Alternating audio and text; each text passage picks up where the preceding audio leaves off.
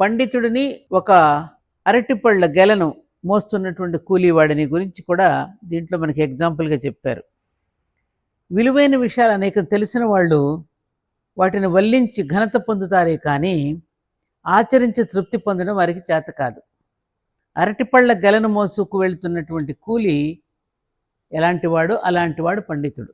పళ్ళు ఎంత పండినా, బాగున్నా, ఆకలి ఎంత అవుతున్నా, వాడి తల మీదే పళ్ళున్నా, ఆ పళ్ళ బరువంతా వాడే మోస్తున్నా తినే యోగ్యత లేదు వాడికి. అలాగే పండితులకు కూడా ఆ పళ్ళ కూలీకి లాగానే శ్రమే మిగులుతుంది.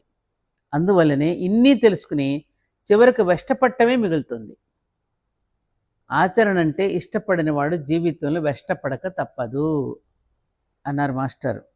ఇంకా ఏం చెప్పారంటే మాస్టర్ గారు, కృష్ణుడు చేసిన గమ్మత్తును కూడా ఇక్కడ వివరించారు. ఈ పండితుడి విషయంలో కృష్ణుడు చిన్న గమ్మత్తు చేశాడు. మనం సామాన్యంగా బాగా చదువుకున్న వాళ్ళని, మనకు తెలియని విషయాలు అనేకం తెలుసుకున్న వాళ్ళని, మనకు తెలియని భాషలు శాస్త్రాలు నేర్చుకున్న వాళ్ళని పండితులని అంటూ ఉంటాం. కానీ కృష్ణుడు పండితుడు అంటే ఏం చెప్పాడో తెలుసా? ద్వంద్వాలని కొన్ని ఉన్నాయి, ద్వంద్వాలు అని కొన్ని ఉన్నాయి. ఏమిటవి? కష్ట సుఖాలు, లాభ నష్టాలు, కీర్తి అపకీర్తులు మొదలైనవి. వీటికి ఎవరైతే అతీతులుగా ఉంటారో వాళ్ళు పండితులు అన్నాడు.